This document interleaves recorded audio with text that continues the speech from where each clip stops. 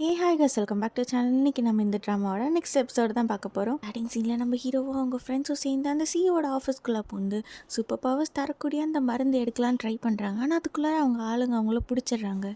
இப்போ அந்த ஆளுங்கெல்லாம் நம்ம ஹீரோவை ஷூட் பண்ண அவர்கிட்ட இருக்க பணமும் கொஞ்சம் கொஞ்சமாக கரைஞ்சிட்ருக்கு. இப்போ அவர் லாயருக்கு கால் பண்ணுறாரு, இங்கே எல்லாரும் என்னை கொல்ல போகிறாங்க, என்னோட பணம் வேறு தீரப்போகுது, என்னோட சூப்பர் பவர்ஸும் போயிடும், ஏதாவது பண்ணுங்க அப்படின்னு சொல்ல கொஞ்சம் நேரத்துக்கு தாக்கு பிடிச்சி சேஃபை கண்டுபிடிச்சி எப்படியாவது சூப்பர் பவர்ஸை எடுத்துகிட்டு வந்துடுறேன் அப்படின்னு சொல்லிட்டு இருக்க பக்கம் நம்ம லாயர் அந்த சேஃப்குள்ளே இருப்பாங்க. இன்னொரு பக்கம் நம்ம ஹீரோ இன்னும் நம்ம கையில் எவ்வளோ கேஷ் இருக்குது, நம்ம இன்னும் எவ்வளோ நேரத்துக்கு உயிரோடு இருக்க முடியும் அப்படின்னு சொல்லி பார்த்துட்டு இருக்காரு. நம்மக்கிட்ட இருக்கிற பணத்தை வச்சு சமாளிக்கலாம் அப்படின்னு சொல்லி நம்ம ஹீரோ அங்கே இருக்க எல்லாத்தையுமே அட்டாக் பண்ணுறாரு. ஆனால் அவரோட பணம் தீர்ந்ததும் அவரோட பவர்ஸும் போயிடுது. திரும்ப என்ன பண்ணுறது தெரியாமல் நம்ம ஹீரோ வந்து ஒழிஞ்சுக்க அந்த நேரத்தில் தான் ஆனாவோட ஆளுங்கள்லாம் அந்த இடத்துக்கு வராங்க. எப்படியாவது அந்த கங்சாங்குன்னும் உயிரோட என்கிட்ட கொண்டு வாங்க அப்படின்னு சொல்லி ஆர்டர் போட இப்போ அவங்க எல்லாரும் உள்ளே வராங்க. இந்த சியோட ஆளுங்களும் ஆனாவோட ஆளுங்களும் ஒரு பக்கம் சண்டை போட்டுட்ருக்கு. இந்த பக்கம் பன்மி வந்து நம்ம ஹீரோவை காப்பாற்றி கூட்டிகிட்டு போகிறாங்க. மேனேஜரோட ஆஃபீஸ்க்கு கீழே தான் அந்த சேஃப் இருக்குது அப்படின்னு சொல்லி லாயர் இன்ஃபார்ம் பண்ண இப்போ 2 பேரும் சீக்ரெட்டாக அந்த இடத்துக்கு தான் போகிறாங்க. அங்கே போய் நம்ம ஹீரோ அவரோட பவர் யூஸ் பண்ணி தரையை உடச்சிட்டு உள்ளே போய் விழுக ஜோனாத்தனோட ஆளுங்க ஆல்ரெடி நம்ம லாயரை பிடிச்சி வச்சுருக்காங்க. இப்போ அவரோட சூப்பர் பவரான அந்த ட்ரிங்க்ஸையும் அந்த பொண்ணு வந்து கீழே ஊற்றி வேஸ்ட் பண்ண அந்த இடத்துக்கு ஜோனாத்தனும் வரான். சூப்பராக பிளான் போட்டு நம்ம தப்பிக்கலான்னு பார்த்தா இப்படி வசமாக வந்து மாட்டிக்கிட்டோமே அப்படின்னு சொல்லி நம்ம ஹீரோ முழிச்சிட்ருக்க அவன் ஒரு டேப்லெட் எடுத்து காட்டுறான். சூப்பர் பவர்ஸ் தரக்கூடிய அந்த மருந்தை நான் கூடிய சீக்கிரம் இந்த உலகம் ஃபுல்லாக விற்க போகிறேன். இதெல்லாம் நீ எதுக்காக பண்ணுற? பணக்கார ஆகணுங்கிறதுக்காக தான். உன்னோட பவர்ஸ் எடுத்ததுக்கப்புறம் இன்னும் நான் சீக்கிரமாக பணக்காரன் ஆயிடுவேன் அப்படின்னு நம்ம ஜோனாதன் சொல்ல நம்ம கையிலையும் காசு இல்லை, லாயரையும் இப்படி அவங்க பிடிச்சி வச்சுருக்காங்க, நம்ம என்ன பண்ணுறது அப்படின்னு சொல்லி நம்ம ஹீரோ முழிச்சிட்ருக்க ஜோனாதனோட ஆளுங்கெல்லாம் நம்ம ஹீரோ பிடிக்க வராங்க. அப்போ பன்மி அவங்களோட பவர் யூஸ் பண்ணி அவங்களோட எல்லா கன்னும் பிடிச்சிடுறாங்க. கையில் இப்போ காசு இல்லை, நீ என்ன பண்ண போகிற அப்படின்னு ஜோனாதன் கேட்க உன்னை அடிக்கிறதுக்கு என்கிட்ட இருக்கிற காசு போதும்டா அப்படின்னு சொல்லிட்டு நம்ம ஹீரோ மோஷனில் அப்படியே ஓடி வர அந்த இடத்துக்கு சடனாக லாயர் வந்து அவர்கிட்ட இருக்க கொஞ்சம் நஞ்ச ஆல்கஹாலையும் குடிச்சிட்டு நம்ம ஹீரோவை ஓரமாக தள்ளி விட்டுறாங்க. இந்த இடத்த விட்டு போ அப்படின்னு சொல்லிட்டு பார்த்தா நம்ம ஹீரோ அந்த சேஃப்லேருந்து வேற ஒரு இடத்துல இருக்காங்க. என்ன இடம் இது, அங்கே என்ன நடக்குது, லாயர் சார் என்னை எப்படியாவது காப்பாற்றுங்க அப்படின்னு சொல்லி நம்ம ஹீரோ கதவை பிடிச்சி தட்டிட்டு இருக்க ஜோனாத்தனோட ஆளுங்க பன்மியும் நம்ம லாயரையும் பிடிச்சி வச்சிடுறாங்க. நீங்கள் அவனை எங்கே அனுப்பிச்சி விட்டீங்க, அவன் இப்போ எங்கே இருக்கா அப்படின்னு கேட்க இந்த பக்கம் நம்ம ஹீரோ தான் காட்டுறாங்க.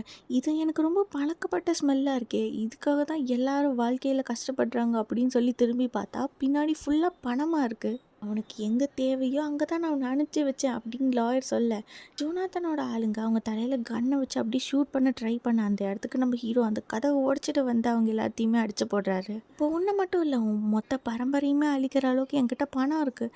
பன்மி, லாயர் சார், நீங்கள் 2 பேரும் இந்த இடத்த விட்டு போங்க, இவனை நான் பார்த்துக்கிறேன் அப்படின்னு நம்ம ஹீரோ சொல்ல ஜோனாத்தனோட ஆளுங்க எல்லாரும் நம்ம ஹீரோவை போட்டு பயங்கரமாக ஷூட் பண்ணுறாங்க. அவருக்கு அடிபடுது, ரத்தம் வருது, ஆனால் எதுவுமே ஆகலை. நம்ம ஹீரோ பாட்டுக்கு அப்படியே மான்ஸ்டர் மாதிரி கிட்ட வந்துட்டுருக்க இந்த பணத்தை வச்சு என்னோட பவர் என்னன்னு நீ இப்போ பார்க்க போகிற அப்படின்னு சொல்லி நம்ம ஹீரோ எல்லாத்தையும் போட்டு அடிக்கிறாரு. ஜோனாத்தனோட அசிஸ்டண்ட்டான அந்த பொண்ணை நம்ம ஹீரோவை அட்டாக் பண்ண ட்ரை பண்ணுறாங்க. ஆனால் நம்ம ஹீரோ ஈஸியாக அந்த பொண்ணை அப்படியே தூக்கி போட்டுடுறாரு. கொஞ்சம் கொஞ்சமாக கிட்ட வந்த நம்ம ஹீரோ அப்படியே அவரை போய் அடிக்கலான்னு போக ஏர்லேயே அவரோட கை ஸ்டாப் ஆகுது. ஏன்னு பார்த்தா கொஞ்சம் கொஞ்சமாக அவர் அப்படியே ஸ்டோனாக மாறிட்டு இருக்காரு. என்னாச்சு, ஏன் என்னால் மூவ் பண்ண முடியல, ஏன் என்னோட பவர் வேலை செய்ய மாட்டேங்குது அப்படின்னு சொல்லி நம்ம ஹீரோ முழிச்சிட்டு இருக்கா. சடனாக பார்த்தா நம்ம ஹீரோ கார்லேருந்து முழிக்கிறாரு. அவரோட கை யாரோ ஹேண்ட் கஃப் பண்ணியிருக்காங்க. நான் எப்படி இங்கே வந்தேன், நல்லா குடிச்சிட்டு மட்டையான குடிகாரங்க மாதிரி ஆகிட்டேன், நீ நடந்து எதுவுமே எனக்கு ஞாபகம் இல்லை, என்னதான் ஆச்சு அப்படின்னு சொல்லி நம்ம ஹீரோ முழிச்சிட்டு இருக்கா. அவர் கையில் ஒரே ஒரு நோட் மட்டும் இருக்குது. அதை வச்சு அவரோட ஹேண்ட் கஃபை உடைக்க ட்ரை பண்ணுறாரு. ஆனால் அவரால் சுத்தமாக முடியலை. அப்போ அங்கே வந்த போலீஸ் ஆஃபீஸர் நம்ம ஹீரோவோட கையை ரிலீஸ் பண்ணி என்னாச்சு, நான் எப்படி இங்கே வந்து என்னோட சூப்பர் பவர்ஸ் திடீர்னு வேலை செய்யலை. அப்படியா, அது ரொம்ப நல்லதாக போச்சு, இனிமேட்டு உன்னால் எந்த பிரச்சனையும் வராது. சார் என்ன பேசுகிறீங்க நீங்கள், அந்த ஜோனாத்தன் ஒரு மருந்து கண்டுபிடிச்சிருக்கான், அது மூலமாக சூப்பர் பவர்ஸை எல்லாத்துக்கும் விற்க போகிறானாமா. அதெல்லாம் உனக்கு தேவையில்லாத விஷயம். நான் உங்ககிட்ட 1000 வாட்டி சொல்லிட்டேன், இந்த மாதிரி மற்றவங்க பிரச்சனையில் மூக்கு நாளைக்காதுன்னு. உன்னால் எத்தனை பேர்த்தோட உயிர் ஆபத்தில் இருக்குது தெரியுமா? அம்மா கை கட்டி வேடிக்கை பார்க்க சொல்கிறீங்களா? உலகமே அழிய போகுது அவங்களா இல்லை, நம்ம பிறக்கிறதுக்கு முன்னாடி இருந்தே இந்த சண்டை நடந்துட்டு தான் இருக்கு. இவங்களால இல்லைனாலும் எப்போவுமே இந்த உலகத்துக்கு ஏதாவது ஒரு விஷயத்தினால ஆபத்து நடந்துகிட்டே தான் இருக்கும். நம்மளால இதெல்லாம் ஒன்றும் பண்ண முடியாது அப்படின்னு அந்த போலீஸ் ஆஃபீஸர் சொல்ல கட் பண்ண அடுத்த சீன் லேப்ல இருந்து அந்த சூப்பர் பவர்ஸ் எல்லாத்தையுமே ஆனால் வந்து எடுத்துட்டாங்க. ஒரு வழியாக அந்த பவர்ஸ் நமக்கு கிடைச்சிருச்சு அப்படின்னு சொல்லி சந்தோஷப்பட்டுட்டு இருக்கு. அந்த இடத்துக்கு அந்த லேடி வராங்க. உன்னோட அப்பாவுக்கும் எனக்கும் தீர்க்க வேண்டிய பழைய கணக்கு நிறையா இருக்குது, இப்போ நம்ம ஹீரோ அவங்களோட அப்பாவை தான் போய் மீட் பண்ணுறாங்க. அந்த சேஃபில் நீ நிறைய பணத்தை வச்சு சண்டை போட்டுட்டு இருந்த, திடீர்னு நீ மயங்கி விழுந்துட்ட, முழிச்சு பார்த்தா உனக்கு நடந்த எதுவுமே ஞாபகம் இல்லை, உன்னோட சூப்பர் பவர்ஸை வேலை செய்யலை, அதானே சொல்ல வர? உன் சூப்பர் பவர்ஸோட லிமிட் முடிஞ்சிருச்சு. என்னது லிமிட் முடிஞ்சிச்சா? நான் என்ன கிரெடிட் கார்டு வச்சுருக்கேன்னா இல்லை லோன் வச்சுருக்கேன்னா? உன்னால் எப்போ உன்னோட பவர்ஸை கண்ட்ரோல் பண்ண முடியாமல் போகுதோ அப்போ உன் பவர்ஸ் உன் கையை விட்டு போயிடும். நான் முன்னாடியே சொல்லியிருக்கேன், உன்னோட பவர்ஸை நீ உன் காசை வச்சு தான் பயன்படுத்தணும், மற்றவங்க காசுக்கு நீ ஆசைப்படக்கூடாதுன்னு. என்ன பேசுகிறீங்க? நான் மற்றவங்களோட காசு யூஸ் பண்ணாலும் மற்றவங்களுக்கு தானே ஹெல்ப் பண்ணுறேன். அப்படி நான் என்னோட காசை வச்சு தான் ஃபைட் பண்ணணுன்னா நான் எப்போவுமே இந்த சண்டையில் தோத்துட்டே தான் இருப்பேன். அவங்களோட பணத்தை வச்சு அவங்க ஜெயிச்சிட்டே தான் இருப்பாங்க. இந்த பவர்ஸ் தரதுக்கு முன்னாடி நீங்கள் எனக்கு காசு தந்திருக்கணும், இல்லைன்னா நீங்கள் முன்னாடி பெரிய பணக்காரனாக இருந்திருக்கணும். இப்போ ஒன்றுமே பண்ண முடியாது அப்படின்னு சொல்லி நம்ம ஹீரோ ஃப்ரஸ்ட்ரேட்டட் ஆகி கத்த. ஒருவேளை உனக்கு இந்த சூப்பர் பவர்ஸ் கிடைக்காம இருந்திருந்தா அப்போ கூட நீ யாருக்கும் ஹெல்ப் பண்ணாமல் இருந்திருப்பியா? உன் அம்மா உனக்கு கொடுத்த அந்த 30 மில்லியன் மூணை முன்ன பின்ன தெரியாதவங்களோட உயிரை காப்பாற்றுறதுக்காக பயன்படுத்தியிருக்க. இந்த மாதிரி மனசு யாருக்கும் வராது. எப்போ உன் லைஃப்பில் பணம் முக்கியம் இல்லை அப்படின்னு நீ நினைக்கிறியோ அப்போ தான் உன்னோட சூப்பர் பவர்ஸ் உனக்கு திரும்ப வரும். அதான் நம்ம ஹீரோ நினச்சி பார்க்குறாரு. சின்ன வயசுலேருந்து அவங்களோட அப்பா நம்ம ஹீரோவோட பணம் அவங்க சேவிங்ஸ்ன்னு எல்லாத்தையுமே எதுக்கு எடுத்துகிட்டு போயிருப்பாரு அப்படின்னு. இந்த பக்கம் அந்த லேடி அவங்களோட ஆளை வச்சு அந்த இடம் ஃபுல்லாக சர்ச் பண்ணி ஒரு பாக்ஸ் ஒன்று கண்டுபிடிக்கிறாங்க. அது கீ போட்டு ஓப்பன் பண்ணி பார்த்து அதுலேருந்து ஒரு டாக்குமெண்ட்டும் எடுக்கிறாங்க. அங்கே கட் பண்ண அடுத்த சீன் அந்த சிஓ ஜோனாதன் கிட்ட சொல்கிறாங்க, அதனால் அந்த சின்ன பையனை கூட சமாளிக்க முடியல, அவனோட சூப்பர் பவர்ஸை சமாளிக்கிற அளவுக்கு கூட உன் உடம்புல தெம்பில்லை, இதுக்கப்புறம் நீ இருந்து ஒரு பிரயோஜனமும் இல்லை அப்படின்னு சொல்லி அவங்க தலையில் கன்னை வச்சு ஷூட் பண்ண ட்ரை பண்ணுறாங்க. சாகிறத விட நீ இப்படி கையால் ஆகாமல் சுற்றுறது தான் இருக்கிறதுலே ரொம்ப கொடுமையானது, நீ அப்படியே சுத்தான்னு சொல்லிட்டு அவங்க அந்த இடத்த விட்டு போக அப்போ அவங்களுக்கு அந்த லேடி கிட்ட இருந்து கால் வருது. என் அப்பா அளவுக்கு நான் ஒன்றும் தாராள வள்ளல் கிடையாது, என்னோட பணத்தை எப்போ தர போகிறீங்க அப்படின்னு கேட்க, என்னோட பணம் நீ எதுவுமே இல்லையே அப்படின்னு அந்த சிஓ சொல்ல, ஆனால் இங்கே இருக்க டாக்குமெண்ட்ஸ் வேறு மாதிரி சொல்லுது, எங்க எனக்கு தர வேண்டிய மொத்த பணத்தை சீக்கிரமாக செட்டில் பண்ணுங்க அப்படின்னு சொல்லி அந்த லேடி வந்து வார்ன் பண்ண. உங்கள் அப்பா பல வருஷமாக பணம் சேர்த்து வச்சுருக்கலாம், ஆனால் அது எல்லாமே ஒரே நைட்டில் கூட சரிஞ்சு போகுது தெரியுமா? இந்த பணத்தை எல்லாத்தையுமே சீக்கிரமாக எடுத்துகிட்டு வாங்க, இப்போதைக்கு இது போதும், மீதியை நான் வந்து அப்புறமா வாங்கிக்கிறேன் அப்படின்னு சொல்லிட்டு அவங்க அந்த இடத்த விட்டு போக. இந்த சூப்பர் பவர்ஸ் என்னால் புரிஞ்சிக்கவே முடியல, இதை வச்சு என்னடா பண்ணுறது அப்படின்னு சொல்லி நம்ம ஹீரோ புலம்பிகிட்டே வீட்டுக்கு வந்து பார்த்தா வீடு ஃபுல்லாக அலங்கோலமாக இருக்குது.